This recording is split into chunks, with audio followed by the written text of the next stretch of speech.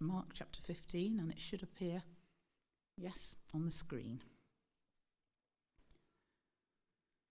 Very early in the morning, the chief priests, with the elders, the teachers of the law, and the whole Sanhedrin, reached a decision.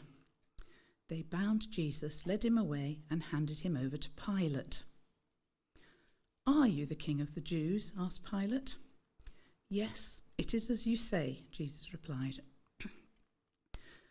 The chief priests accused him of many things. So again Pilate asked him, "Aren't you going to answer? See how many things they're accusing you of." But Jesus still made no reply, and Pilate was amazed. Now it was the custom at the feast to release a prisoner whom the people requested. A man called Barabbas was in prison with the insurrectionists who had committed murder in the uprising. The crowd came up and asked Pilate to do for them what he usually did. "Do you want me to release to you the king of the Jews?" asked Pilate, knowing it was out of envy that the chief priests had handed Jesus over to him. But the chief priests stirred up the crowd to have Pilate release Barabbas instead. "What shall I do then with the one you call the king of the Jews?" Pilate asked them. "Crucify him," they shouted. "Why? What crime has he committed?" asked Pilate. But they shouted all the louder, "Crucify him!" Wanting to satisfy the crowd, Pilate released Barabbas to them. He had Jesus flogged and handed him over to be crucified. This is God's word. Thanks, Daniel. Good morning. It's good to see you. It's good to see you in the room. I trust you're there on YouTube as well. Welcome if you're joining us remotely from wherever that may be around the world. It is Easter. It's that funny time where people hit the great escape button if they can and go to different places. So it's great to see you if you are those left behind. It's lovely to have you with us this morning. In Mark chapter 15, verses 1 to 15, for the first time, Jesus is now not standing before the religious leaders. He's not standing before the high priest. That was chapter 14, when Jesus was asked the question, "Are you the Christ? Are you God's long anointed king?" That was Jesus in Act 1, you could say, of his trial, the sham trial that the Lord Jesus is experiencing. Chapter 14, Jesus before the high priest. Now it's Jesus before Pilate. That's where our attention is drawn in chapter 15. And from the religious sphere, we now move to the political sphere. Now, Christianity and politics is a little bit like oil and water. The two don't really join very well. But chapter 15 and the three questions that Pilate asked Jesus do act as a sort of lens, like you would experience if you were a spectacle wearer or if you've been to Specsavers in the more recent past. Chapter 15, verses 1 to 15, act like a lens for us to understand Christianity and politics. They act like a lens for us to understand Jesus and politics. It's not oil and water. You can be a Christian and engage wisely in the political realm. But look at these three questions that Jesus is asked in the political realm. Chapter 15, verse 2, Pilate says, "Are you king of the Jews?" Verse 4, Pilate says, "Why aren't you fighting back to these claims that you're being wrestled with against in a verbal sense?" Verse 12, Pilate asks the crowd, "What shall we do with the king?" So you get these three questions that are asked in a different way to the question that is asked in the religious sphere in chapter 14. Now Pilate is saying, "I don't care about your religious claims, but I'm very interested, and I have a vested interest about your political claims. Are you an opponent of mine? Are you a king, but in a political sense? What's your attitude to power, Jesus?" That's another way to paraphrase what's happening in chapter 15. And it's through this lens we're going to see Jesus' understanding of church and government, Jesus' understanding of himself and politics. Three questions, And so 3 answers that we're going to consider. 3 questions, 3 answers. The first one is the first question is in verse 2, and that's where we see Jesus' answer following as well. And Jesus answers in a very ambiguous way. An ambiguous way. What do I mean? Verse 2, Pilate says again, "Are you king of the Jews?" Are you in any way, shape, fashion, or form a political leader? What's your attitude to power, Jesus? That's another way we could understand it. And Jesus answers in a very deliberately ambiguous way, in a way that he did not answer when he's asked a religious question back in chapter 14. Remember chapter 14, verse 61? You might like to look across the page. When Jesus is before the Sanhedrin, when he's before the religious elite, the question comes, chapter 14, verse 61, "Are you the Christ? Are you the King?" And Jesus says, "Absolutely, I am." And he gives them more than they bargained for. Not just "I am," which is very significant from the Old Testament we learnt a few weeks ago. Jesus makes this great claim to say, "I am, but I'm also the Son of Man. I'm the one before whom you have to give account. I am the judge of the living and the dead. I am the judge who makes no wrong decision. Every decision I make is right. I've got all the evidence in front of me. And because I'm the judge of all the earth, because I'm the Son of Man, that means that you can have absolute confidence in me. You don't need to fear injustice, because there is a day of absolute certainty and justice that's coming." But here, in chapter 15, verse 2, Jesus is asked a direct question, "Are you the King of the Jews?" And he is deliberately ambiguous. He says simply, "Well, you say it." And there's an emphasis on the "you" there. You say it. It is as you say. Now, Jesus could have said something like this. He could have said, "Well, of course, I'm not a political leader. I'm a spiritual leader. I'm interested in the human heart. I've come to take away sin." He could have answered like that. Or he could have flipped it around and said, "Well, yes, I am a political leader. I'm not really a spiritual person."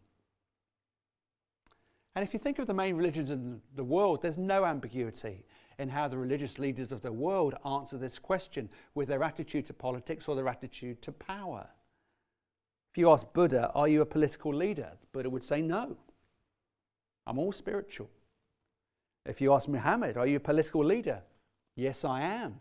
I'm interested in leading a movement." If you ask Jesus, "Are you a political leader?" the answer is clear. Yes and no. Jesus is ambiguous when it comes to this. Now, what do I mean?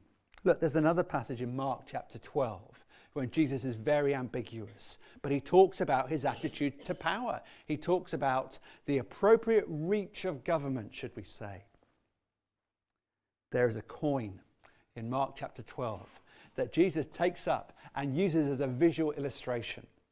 He says, "Should we pay taxes to Caesar?" There's the great big question of the age. Should we pay allegiance and taxes to the political power of the day that was the Roman Empire? And Jesus says ever so wisely, yes and no. How does he say that? He says, "Well, whose image is on the coin? Has someone got a coin? Can you show me whose image is on the coin?" Well, Caesar's.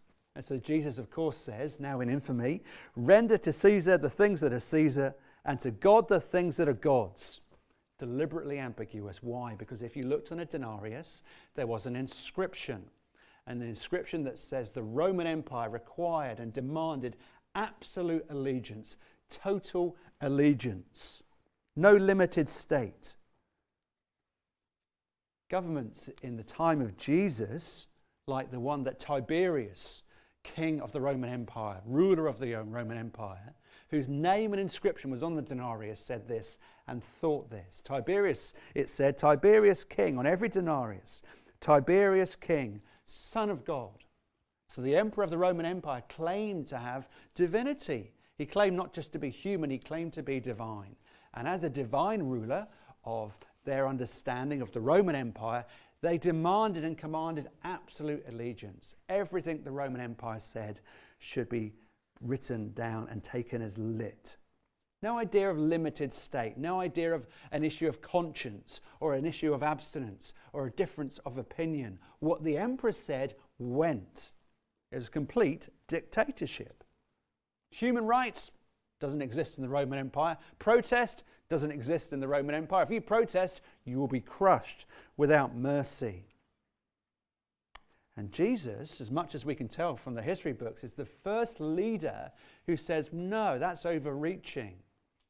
When you have a great political empire, whether it be Babylon in history past, whether it be Persia, whether it be Rome, whether it be the Egyptian empire, it was complete and total and utter allegiance required. And Jesus says, no, that's overreaching. Has anyone got a coin? This is my understanding of power and politics and government. There's an absolute appropriate place for government and rule and wise decision making by men and women in leadership. But if they overstep the mark, then there's a time when you should say no respectfully. Whose image is on the coin? Well, pay taxes then to Caesar because he's worthy of taxes. But don't let government overreach. Don't agree if a government goes beyond God's law. If they contradict what God says, then God must come first. So give to Caesar what's Caesar's. Give him the taxes that are his dues. But what image is on you, says Jesus, on every man, woman and child, no matter what their age, no matter what the colour of their skin, no matter what culture they grow up in or are from, they bear the image of God. So God deserves to be number one. Give to God what is God's and give to the government or Caesar what is Caesar. Jesus is deliberately ambiguous. That was revolutionary. No one said what Jesus said. I mean, there were two groups of people. Two groups of Jewish people, the Essenes and the Zealots. The Essenes said, well, this is our understanding of power. When it comes to power, power is evil. So withdraw. All true Christians will withdraw. They will become hermits. They will live in the desert. Power is an unhelpful thing. Don't engage with it. It's impure, all this political stuff. Retreat. But then there were the Zealots. And the Zealots said, no, power and influence is what we need as an early church. So go and get hold of power. Do whatever it takes. They were zealous to take power and rule in God's name. And Jesus says this. Understand power. Understand political power. Political power is a penultimate power. It's not the ultimate power. Don't try and rule God's world from government, office, whatever country you're in. It's inadequate. It's an adequate vehicle for the enormous changes that my revolution is about to bring in. And that's why Jesus answers so ambiguously. Is Jesus political? Is he interested in power? Absolutely. But he sees its limitations. And it's a penultimate power. So if that's right, and Jesus' answers is kind of ambiguous. Are you king of the Jews? Well, yes. Are you interested in politics and power? Well, yes, but also no. That's not what's going to limit and define my rule and reign. So if that's true, how does Christianity engage with power and politics? Well, that's the next answer to the next question that Jesus is asked and answers. Look down at this revolutionary answer. Look at verse 3 and 4. We read here what the chief priests were accusing Jesus of many times. And Pilate says, well, hey, aren't you going to answer to these claims? Aren't you going to defend yourself? I mean, don't you hear what they're accusing you of? Says Pilate to Jesus. And look at verse 5. Jesus still made no reply, and Pilate was amazed. Now, that word amazed is really interesting. I hadn't seen this before this week. Often I read that as Pilate thinking, Jesus, you're such a fool. Why don't you speak? Why don't you defend yourself? Why don't you answer some of these questions with some of the claims that I hear about you? You could get yourself off. I think that's in Pilate's mind. But Pilate, when he says he was amazed at Jesus' response, it's actually a word not of you fool for not saying anything. It's actually a word for wonder. It's actually a word for Pilate being absolutely staggered by the quiet poise that Jesus is embodying by leaving his reputation to his Father. He's absolutely amazed, and so it's a positive word. Pilate is marveling at the character of Jesus demonstrated in his silence, in his understanding of a personal peace and poise that he has. Every revolution that has happened, there's been a leader, a man or a woman in a chariot or on a horseback or a tank. They've had generals that have done their bidding for them. That's always how a revolution begins. Revolution happens when you destroy your enemies. And Jesus says, I have an understanding of power that is revolutionary, because I will not destroy my enemies, I will forgive them. I'm going to create a new empire where my enemies are loved and forgiven. And so Pilate, I'm sure, sees in Jesus' lack of defense, this personal peace that he has, and this pattern for using power that came out in his followers in the first few centuries of the Roman Empire and of the Christian church. I mean, how does Jesus' followers understand from the lips of Jesus? How do they respond to those in need? How do they live with the understanding of the gospel in the first 2 centuries when it was all power, when it was all Rome, where allegiance to Rome was absolute? Well, here's some examples. There's a book that I was reflecting on this week, The Rise of Christianity. It looks at the lessons that you can learn by a man called Rodney Stark about the Greco-Roman world, the first 200 years of church life. Huge changes happened in a pagan society, in a Roman society, where anything went. Here are some examples. In most of the cities of the Roman Empire, there was a ratio male to female of 140 men to 100 women. And why did that happen? Because in Roman society, husbands, fathers, if their wives gave birth to women or to girls, they would dispose of them. They were willingly able, under their conscience, to dispose of the girls that their wives had given birth to. Ultimately, girls are not worth very much. So we're going to commit to infanticide. We're going to kill our children because it's too much hard work. That was an understanding in the pagan worldview where God was not known or named. You've got to feed them. Ultimately, it's not worth having girls. Let's just get rid of them. Let's throw them out into the streets. And it was legal in the Roman Empire to do that. That's a horrifying thing. How does the gospel apply to that? Well, the Christian church grew in part because the gospel has absolutely no place for infanticide, no place for killing any unborn child, no place for killing those just born either. Christians wouldn't have any of that. And so they willingly went and rescued children from the streets and raised them as their own. That's one of the differences that the gospel made in the first 2 centuries. It wasn't just girls that were vulnerable, it was also women. Women in the pagan society, the Roman Empire, when you were married, it was required that women were to be sexually pure, sexually faithful to their husbands. The husbands, on the other hand, can do whatever they liked. They could have mistresses, they could be promiscuous. There was a double standard. How does the gospel apply to that in the first 2 centuries and even today? Christianity said none of that anymore. Women have dignity. Women flocked to Christianity because they saw a humanity and a respect for women that was not there in Roman society. And the social order began to change within the first 2 centuries. Because women saw, here is a religion where women are honored and protected. And they flocked to it. And Christianity exploded around the Roman Empire. Christians also loved the poor. There's a letter from the Emperor Julian. And he really hated Christianity. He was very upset because Christianity was growing and growing and growing exponentially. And he wrote this in one of his letters to one of his friends. Our religion is not prospering. The Christian religion is growing and growing. Why don't we realize how much Christianity's success is due down to their radical care for the poor? They don't just care for their own, they care for other people as well. This is what happened when verse 5 is implemented in the heart of the church. Pilate was amazed at the poise of Jesus and the attitude to his own power that Jesus had, and it changes people. They see a need and they're willing to meet the need no matter what it costs. Here is Jesus not giving his rights, not doing what he was enabled to do. And so the church could say, I can handle loss of my comfort in the first 2 centuries and beyond.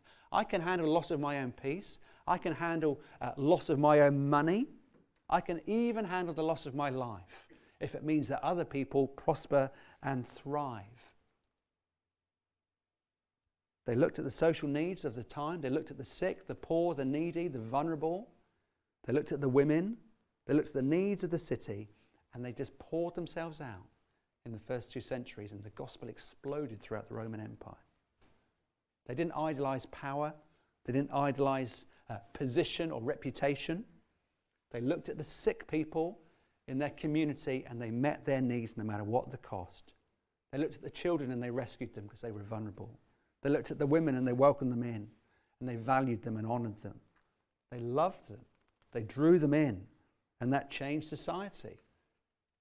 It's love that changes societies. It's the attitude to power with this ambiguous answer and this revolutionary answer, where Jesus did not hold on to his power. He did not feel a need to defend himself, but he willingly stood there before Pilate saying, I have an attitude to power that you won't understand. It's all about a revolutionary kingdom that I'm bringing to bear. And as you see that in the first 2 centuries, and if you're a Christian here this morning, it's incredibly challenging. When so much of our identity is what's in our bank account or where we live. So much of our identity is concerned with our own comfort and our own reputation. I don't know if I could behave like that, you might be thinking. It's pretty scary, it's pretty costly, it's pretty risky. Well, the third point gets to the heart of why we can do this and behave in this way as Christians. It's not just ambiguous, it's not just revolutionary. The third question and the third answer explains where we get the power to live in this way, motivationally, in a substitutionary answer. Bit of a long word, what do I mean? Look at verse 12. Pilate turns to the crowd and basically says, well, what do I do with this man who's the king of the Jews? Did you notice that they ignore the question? Verse 12, what should I do with Jesus? Verse 13 is the answer. Crucify him. Verse 14, paraphrasing, why? What has this man done? Verse 14, just crucify him. We know he's innocent, but we want him dead. We want him out of the way. And Jesus is one of 2 men before Pilate. Jesus the innocent, Barabbas the guilty, and they say, switch. We want Jesus to be treated as the guilty one. We know Barabbas is guilty, but we want you to treat him as if he's innocent. Put the innocent where the guilty should be, and we want you to put the guilty where the innocent should be. Crucified. We don't care what the question is. We just want Jesus crucified. Now, Mark, the gospel writer, is showing us what the death of Jesus is all about. It's all about substitution. It's all about substitution. Jesus is there. The claim of the Christian message is Jesus died in our place where we should have died, taking the punishment that we deserve. For all the wrath of God was upon Christ when it should have been directed towards us. He's taken our evil upon himself, so that we can be treated the way Jesus deserves to be treated. He stood in our place. It's the principle of substitution. At the very heart of the Christian understanding of salvation is not a leader who is astride a horse or leading a tank charge. At the heart of Christianity is an understanding of salvation where Jesus loses his power so that we might receive his blessing. Our death to himself, our sickness to himself, so that his righteousness can come to us, his forgiveness can come to us, his reputation can come to us, his wealth can come to us, with all our sin going to him. The principle of substitution. And when the Christians saw that in the first 2 centuries, they said something like this: the only way I can help the poor out of their poverty is if I become poor. The only way I can help the sick to become well is if I'm willing to risk getting sick. The only way I can help the dying is if I'm willing to die myself. Why? Because Jesus was prepared to do that for me. That's the bottom line of substitution, when you understand it not just mentally, but when you understand it in your heart. When you see what Jesus has done for you, the cash value of that is that you're willing to step into other people's situations of pain and difficulty and need so that they might step into your place. You're willing to substitute your reputation for theirs, your financial security for theirs, even your health and time and comfort for theirs, and so on. When you understand substitution, Jesus dying in our place, it makes you radical instruments for change in a societal sense. I read a sermon this week by a man called Tom Skinner. I'm just going to steal a paragraph from it.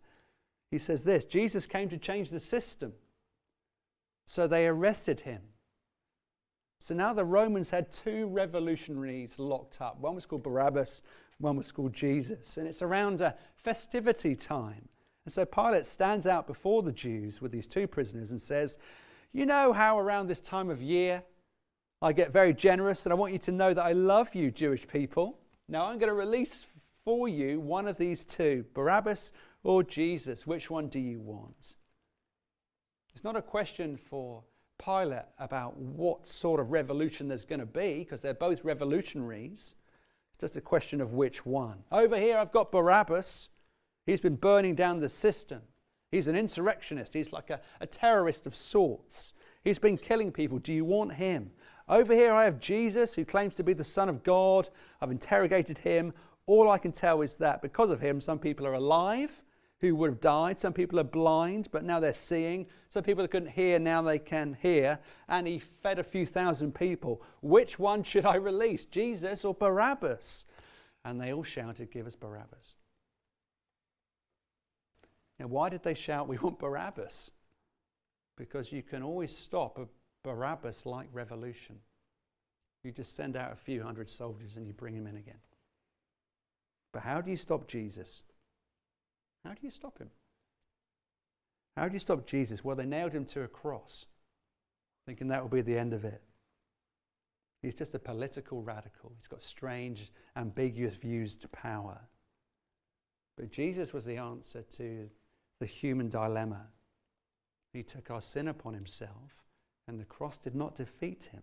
When he rose from the dead, the Bible calls him a new man, the second Adam, the leader of a new creation, who's overthrown the existing order and wants to establish a new order that will not be built on an understanding of human power.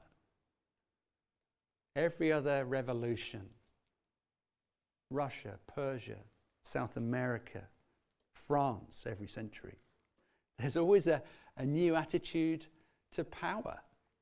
But Jesus wants to turn all those attitudes upside down. I'm not come here to destroy the enemies. This revolution comes into power through the forgiveness of enemies. Jesus, are you political? Yes, I am. No, I'm not. He's the most political and the least political leader. So he says yes and no. And so he answers in this very ambiguous, complicated, and yet truth-filled answer, where he loves people, but he's very ambiguous when it comes to power.